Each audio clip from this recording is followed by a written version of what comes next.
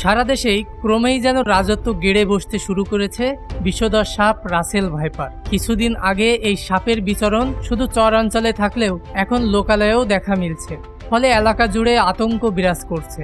সাপ পিটিয়ে মারার ছবি ও ভিডিও বিভিন্ন সামাজিক যোগাযোগ মাধ্যমে স্থানীয়রা পোস্ট করছেন নিয়মিত।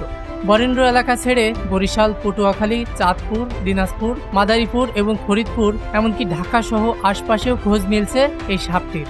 অস্তিত্ব মিলছে দেশের 25 জেলায়। রাসেল ভাইপার দেখতে অনেকটা অজগর সাপের বাচ্চার মতো।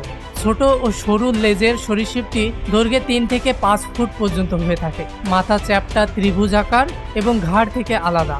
শরীর জুড়ে অনেকটা চাঁদের মতো গাঢ় বাদামি গোল গোল দাগ। দৈহিক এই বৈশিষ্ট্যের কারণে শুকনো পাতা বা ধান ক্ষেতের মধ্যে খুব সহজেই লুকিয়ে রাখতে পারে নিজেকে।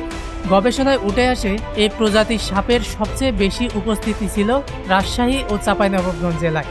ঘন ঝোপ আর পরিত্যক্ত জমির অপেক্ষাকৃত কমে যাওয়ায় এই সাপ এখন কৃষি জমিতেই থাকে, যার ফলে যারা মাঠে কৃষিকাজ করেন তারা রাসেল ভাইপারের দংশনের সবচেয়ে বেশি শিকার হয়ে থাকেন।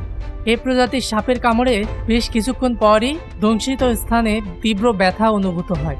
ব্যথার পাশাপাশি দংশিত স্থান ফুলে যায় এবং ঘন্টা খানেকের মধ্যে দংশিত স্থানের কাছে শরীরের আরও কয়েকটি অংশ আলাদাভাবে ফুলে যায়। এ অবস্থায় অতি দ্রুত তাকে হাসপাতালে না নিয়ে গেলে রোগীর মৃত্যু পর্যন্ত হতে পারে।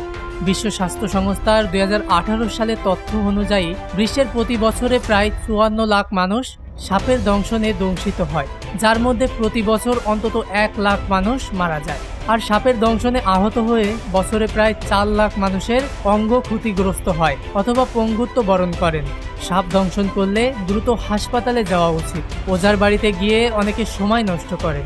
এতে বিষক্রিয়া পুরোপুরি প্রকাশ পেয়ে গেলে আইসিইউ সাপোর্ট ছাড়া রোগীকে বাঁচানো সম্ভব নয়। প্রতি বছর দেশে 4 লাখেরও বেশি মানুষকে সাপে কাটে, যাদের মধ্যে 7,000-এর বেশি মানুষের মৃত্যু হয়।